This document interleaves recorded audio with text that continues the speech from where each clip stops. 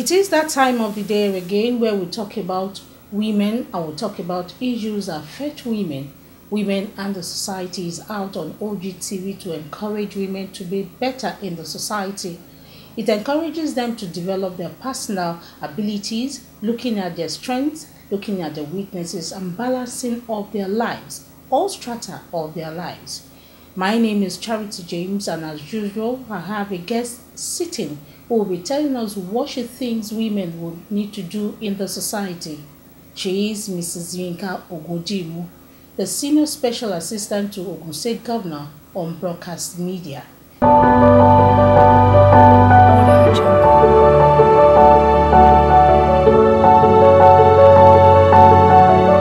You're welcome to Women and the Society, madam. Thank you very much, Charity. Nice having you. Thank you so much. Now let's go into the program proper. Our usual practice is for us to know who our guest is, so that our viewers will know who is talking to them. So who is Mrs. Yinka Ogundimu? Oh, my name is Yinka Ogundimu, married to the late Dr. Shegu Ogundimu. I parted last year. May his soul continue to rest in peace. And my parents, Chief and Chief Mrs. Idowu Shifodun of Ijebu-Odi, a proud Ijebu-Odi daughter, that's who I am. And I'm the first of 8 of us, 5 from my mom and 3 from my stepmother. It was pretty beautiful growing up as a first child. You know, you have access to a lot of things. You have a lot of your younger ones. You're able to send on errands and you feel good. Being the elder. Being the eldest. But then it also has its challenges, you know. Beautiful challenges, I call it, because you have a lot of responsibility that you have to shoulder. You have to live the right way. You have to show the right path and all of that. But then it was beautiful. My father, retired banker from the Central Bank of Nigeria. He was he retired as a chief bank examiner and central bank in those days. Those days where banking was quite seen as more of integrity, more of hard work, more of dedication, you know, more of selfless service. Banking then wasn't what it used to be today.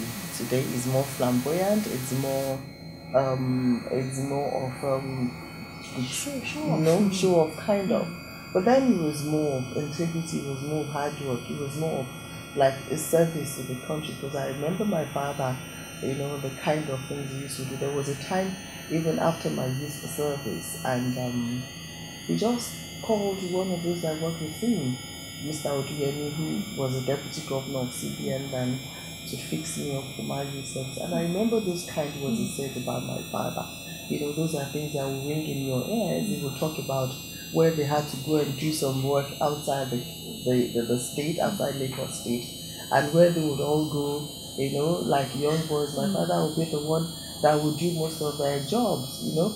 So, I mean, when you recollect such things, it tells you how it was in those days, how selfless service, how dedication it takes.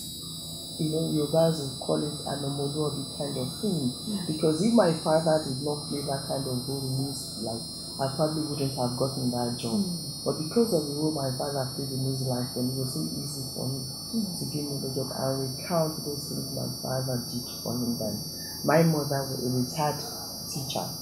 So you can imagine you have a retired primary school teacher as your mother.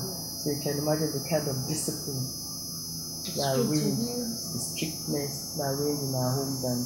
So I would say I come from an average home where name is much more valued than riches and wealth.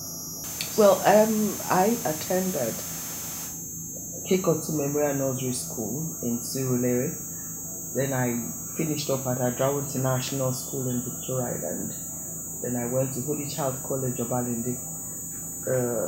Thereafter, when the schools were taken over by the state government from the missionary, I found myself at the Federal Government Girls College, Vida, Niger State.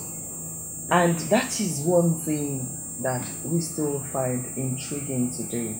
Because most of us have found ourselves in unity schools, then you have to take common entrance and choose your schools. It was highly competitive then. I remember most of us, it was really Queen's College. Everybody wanted to go to Queen's College then, and it's not Queen's College, any of those other unity schools. Okay, and we went to Bida, Niger State.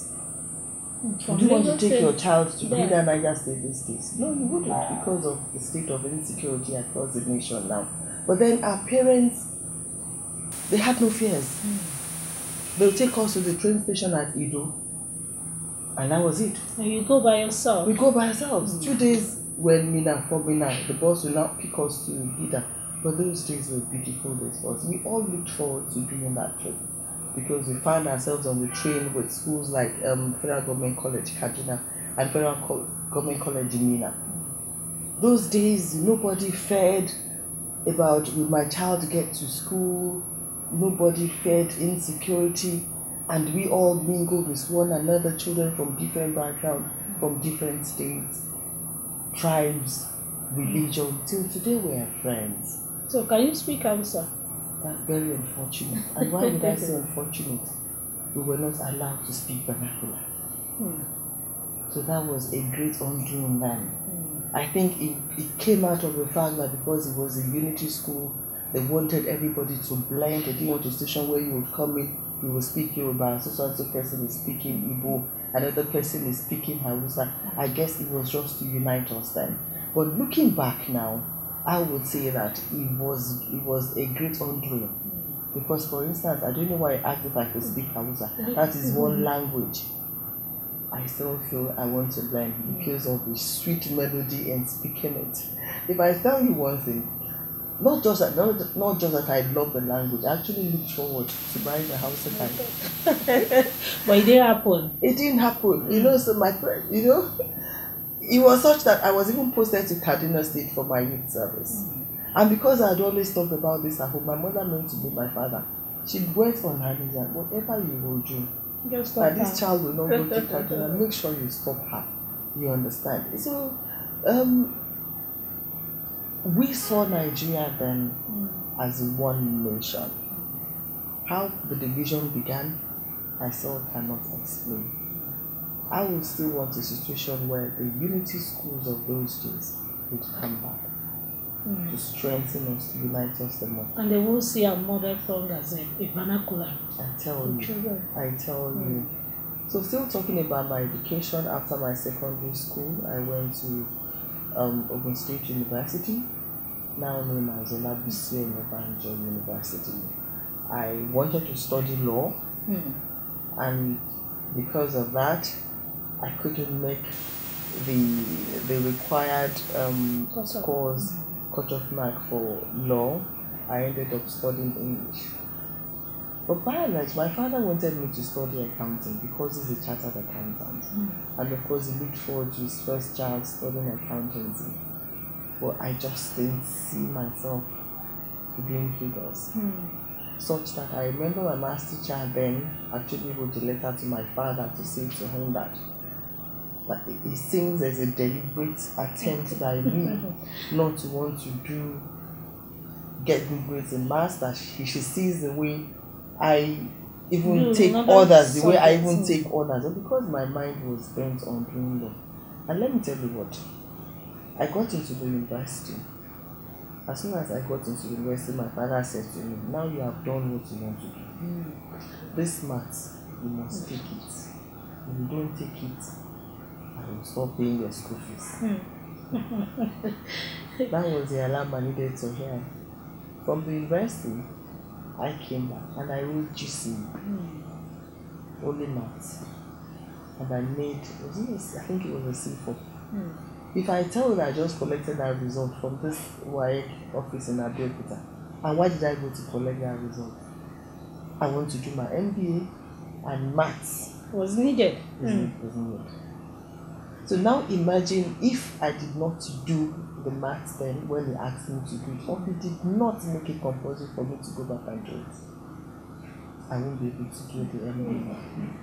So that's why at times when our parents tell us certain things, because they know from the angle they're coming from, we shouldn't just see it as just being selfish on their part, that we know what we want to do, let allow us to do it. I know parents should guide, But at times when they're telling us certain things, we also listen and weigh the options. Choosing English, what did you gain from choosing English? What has English done to your life? What has English given to you? And will you tell parents or someone who is looking at us to allow their children choose their own course in English. school? Well, English studies.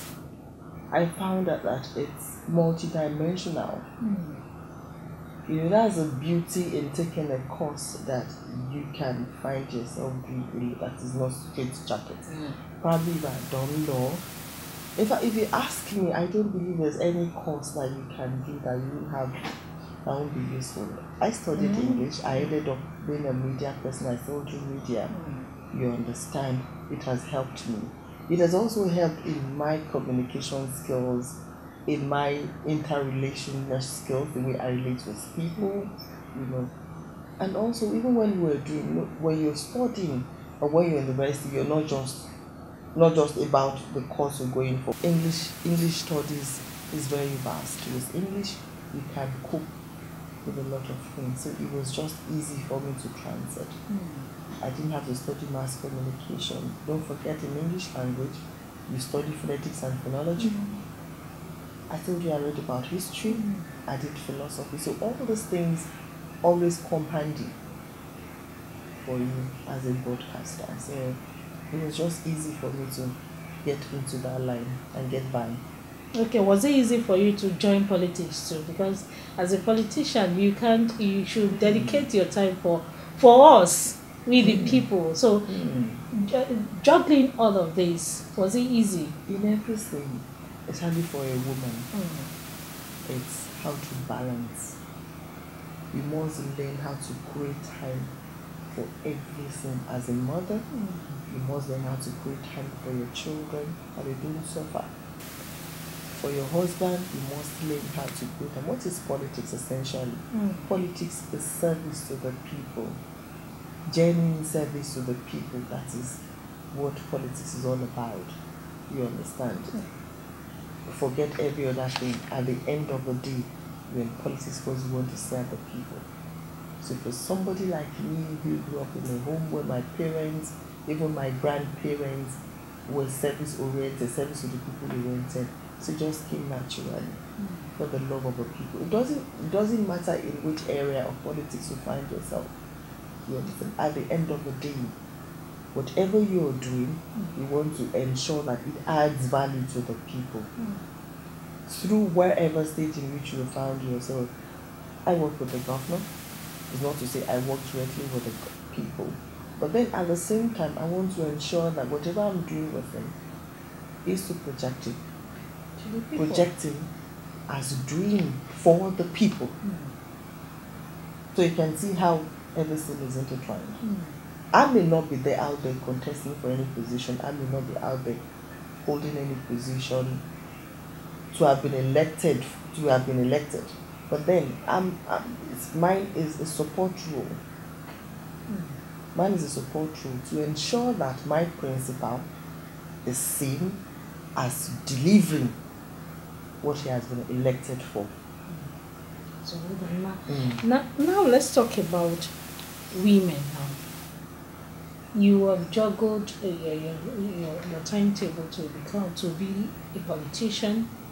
You are a broadcaster, and you are into some entrepreneurship skills too, because you will train people. You can't do it all by yourself. Yes. So how do you juggle it when, and what is the lessons there for women to learn? Because we are talking to women and we want them to be useful in the society.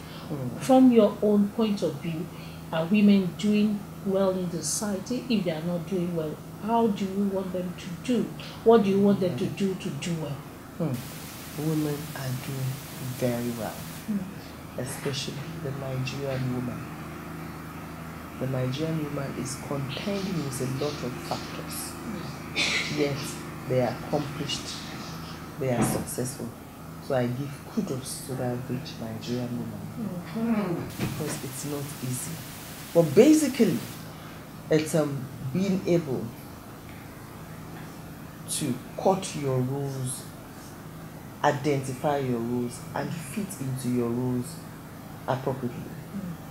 As a mother, as a wife, as a career woman, as an advisor, as everything, you know how to cut your roles and fit into them. How do you do that? As a mother, first and foremost. As a wife. You're a wife before you become a mother. As a wife, you're not just a support system for your husband. In fact, at times, you decide how the home is to be run. You decide the kind of happiness you want in your home. You decide the kind of home you want for yourself. If, for instance, you want a home where you have all the comfort, you decide. Not just your husband. You don't just say that your husband has to be the one providing. He cannot provide if the home is not peaceful. He cannot provide if he doesn't have a prayerful woman at home. He cannot provide if all he has is a woman who nags all the time. And that's why I said, you determine the kind of home you want. So, and also, not just that, you have to see yourself as making sacrifices and supporting. The moment you're lacking, pay all the bills, do school runs, you'll both not be happy. Because not only are you draining him physically, you're draining him emotionally, you're draining him mentally. Before you know it, he drops dead. And where does that leave you? And because you have also not even trained yourself to also be a partaker in how the home is run, you end up being a beggar. What am I saying? As a woman, you should also encourage yourself to find yourself doing other extra things to achieve fulfillment for yourself. To be able to say to yourself, to be able to even buy for yourself when you need, you don't have to depend on anybody. And also to be able to say, oh my dear, I just sorted the neighbor bills. I just paid part of the school fees. When you're doing that, the man values you. The man respects you. The man honors you. Because I was reading on social media the other day, a man who was there praising his wife. Because I know some men can be beastly, but then men can also appreciate when they see a woman who is enterprising, who is prayerful, who is a good support system, who is loving, who is caring. You would end up having the best of homes. And now to your children, they are molded after what you lay down for them. So no matter how tight your schedule is, there must be a you and the children's time. I don't like missing my children's PTA meetings. I put my children in the boarding houses because, like I said, I'm always on the move. But when the holidays, I make sure we spend quality time together. We can sleep together on my bed. We discuss. We bond. Also, with my own parents, each time I'm doing something, I'm letting my children see what I am doing. So that when I'm old enough, they know they have to do the same to me as well. And deliberately, I tell them, we're going to grandma's place today. You have to do this, you have to do that. So they also understand what life is all about. Especially the children of nowadays, it's all about them. Before they think about you, they're thinking about themselves, which is fine. But always let them know that certain things they shouldn't depart from. Right. So Thank you for that. Thank you for that advice. I want to go for the second segment, which is knowing your favorite color, food, attire, and your hobby, what you do in your spare time. We want to have a short break now, but before we go, don't forget that Mrs. Ogundimu has been talking to women and telling us what women should do in the society. Personally, she says you must have time for yourself, develop your family, develop your children, and in turn, the society will be a better place for all of us. We'll go for this break. When we'll come back, she'll be telling us some of her favorites. We'll see you again.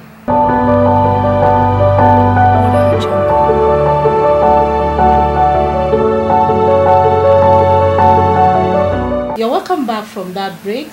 Our guest has been Mrs. Yinka Ogundimu, the Senior Special Assistant to Ogun State Governor on Broadcast Media. She has been our guest in the past few minutes and she will continue to end the program. Thank you for watching Women and the Society. Now, Mrs. Ogundimu, this segment, as I've told you, is for us to know your favorite on a lighter note. What is your favorite color? My color, I think I love purple. Okay, why? I love it's royal. It's regal. I love purple a lot. Then let's talk about your food. I would say rice. Okay. Even though I know it's not that good for me, not good for anybody, but I say rice. I'm not particularly confined to any food. I'm not that kind of person that says I must eat this. No, I don't. I hardly crave for any type of food apart from the kokore. So I'll take you back since you want to hear kokore. I love the kokore. I enjoy making. I enjoy cooking actually. I enjoy cooking. We want to know your favorite attire. Is it the English or the native wear? When I was younger, it was English. But now, because I want to be freer, so the captain will do it for me. But I still enjoy wearing my pants, trousers. I still love them. So now, native. Yes, captain.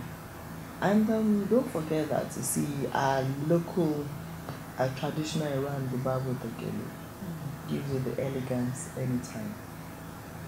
With all this elegance in it, once you're able to carry yourself with. So native for you. Yes, native. When you are not working on the field as a politician, you are not writing script, when you are not having voiceovers, when you are not telling people what they should do as an entrepreneur, what do you do then? Those are the things I do during my spare time, really. If I sleep. Okay. I sleep. I try to sleep because usually you find out that the doctors recommend 8 hours sleep for you every day. You find out that you don't even get the 8 hours sleep. So if I'm able to catch any extra hour, I try to sleep. And probably read in between to get me to sleep. Okay. Enjoy reading and sleeping. Okay. So are you the Owambe type? I don't know what you mean by Owambe. Party going type. I enjoy parties. But if I tell you what I enjoy about parties, you'll find it funny. I enjoy dressing up for the parties, not the parties as it were. I enjoy dressing up for the parties. Once I get to the parties, I get bored easily. So I want to leave. So I wouldn't say particularly I'm a party person. And I'm in between. Okay. You just want to go and show your style. Tell people yes. That is what you take it to me. that is what it feels like to you. I enjoy dressing up for the party. I just want to look good for myself. So I enjoy dressing up for the party. But once I get to the party, few minutes you're tired. Oh God, let me go back home. All right, ma. Let's know if you've engaged in any game or sports before now, or do you see? I used to play badminton. Okay. But now I'm trying to develop myself in the sport of golf. I started. I'm still in between. I heard golf is for oldies. What do you mean by oldies? Golf is for everybody. Because it's a game is a sport I find, as you're able to exercise every part of your body, you're able to meditate as well. Okay. So I don't know what you mean by it's for oldies. It's for everybody. If they can have a time, because it's probably time consuming. But then in between, you're exercising every part of your body. you're using your mental brain, your brain, you're exercising every part of your body as a drill. So I don't see it as a game for oldies. I don't understand what that means. All right, thank you so much, ma. That will be all on women and society. Thank you. We are done with the session with you. Thank you very much. Thank you for coming, ma. Nice having you. Thank you for having me. Thank you. Until next time when we will be coming your way, don't forget that as a woman, you have a role to play in the society. Be a good role model so that the society can be a better place. I remain Charity James, and we will see you again on Women and the Society. Bye-bye.